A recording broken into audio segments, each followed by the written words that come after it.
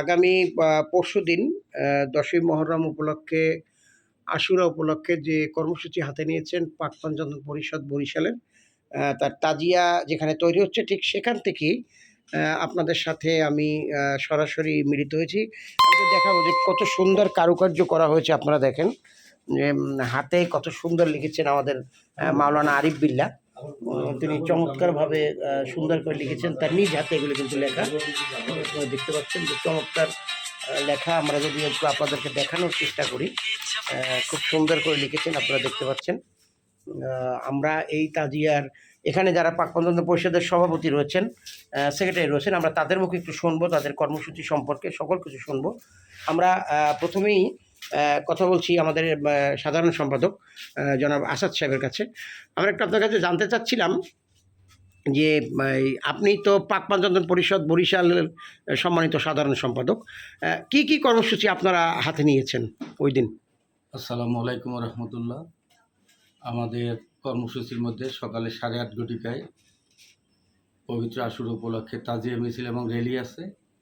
আর বাদ মাগরিব থেকে সুন্নি উলামায়ে কেরামগণ ওয়াজ নসিহত পেশ করবেন এবং রাত্রি দোয়া মোনাজাতের শেষে আমরা তবারক বিতরণ করব। এটা আমাদের কর্মসূচি। সকলের সহযোগিতা চাই, সকলের উপস্থিতি চাই, সকলকে আমন্ত্রণ। জি, আমরা এখানে দেখছি আমরা বিশেষ করে বরিশালের বাউল শিল্পী সংগঠনের সাধারণ সম্পাদক তিনি রয়েছেন। আমরা একটু তার কাছে 1 মিনিট একটু কথা শুনবো। ভাই, মহরম উপলক্ষে কিছু জানতে চাচ্ছিলাম যে কর্মসূচি তারা হাতে নিয়েছেন। আসসালামু আলাইকুম। আমি বরিশাল বাউল ও যন্ত্রশিল্পী সংগঠনের সাধারণ সম্পাদক হিসাবে বিদ্যমান আছি। তো আমি পাক পঞ্চতন বরিশাল এই সংগঠনের সাথে আজকে প্রায় 10 বছর পর্যন্ত সংযুক্ত আছি এবং এই সংগঠনের কালচারাল এবং যে তাজিয়া নিয়ে মিছিল, তারপরে র্যালি শেষে মাগরিব বাদ দেখা যায় যে আছে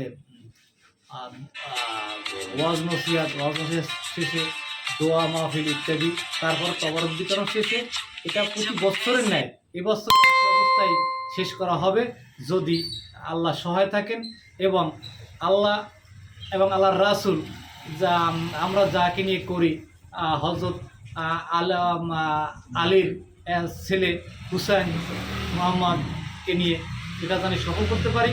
আমরা আল্লাহর কাছে শুকরিয়া আদায় করি।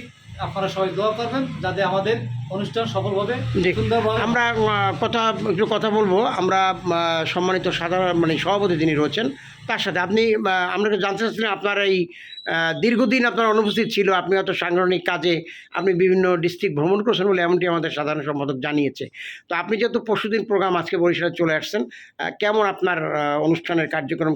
আমার উপদেষ্টা এবং যারাই কমিটিতে ছিল তারা এই তাজিয়া মিছিলের ব্যাপারে এবং অনুষ্ঠানের ব্যাপারে ধারাবাহিকভাবে তারা সম্পূর্ণ হয়নি, তবে 90% ক্লিয়ার করছে। আমি অনুপস্থিতিতে আমি অন্য একটা সাংগঠনিক সফরে ছিলাম, তবে আজকে আমি এখানে পৌঁছছি।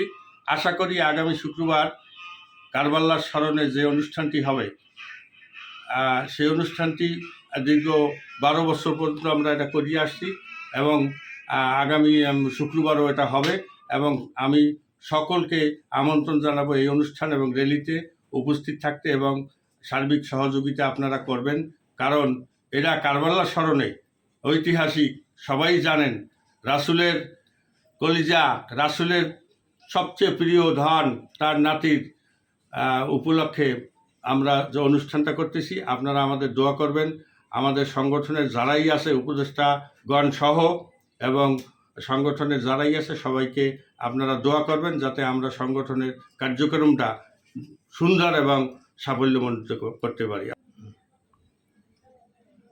আগামী শুক্রবার সকালে তাজিয়া মিছিলের মধ্য দিয়ে শুরু হবে বরিশালের মহররম আশুরা দিবসের কর্মসূচি এবং পাক পঞ্চতন পরিষদ দিনব্যাপী ব্যাপক কর্মসূচির আয়োজন করেছে।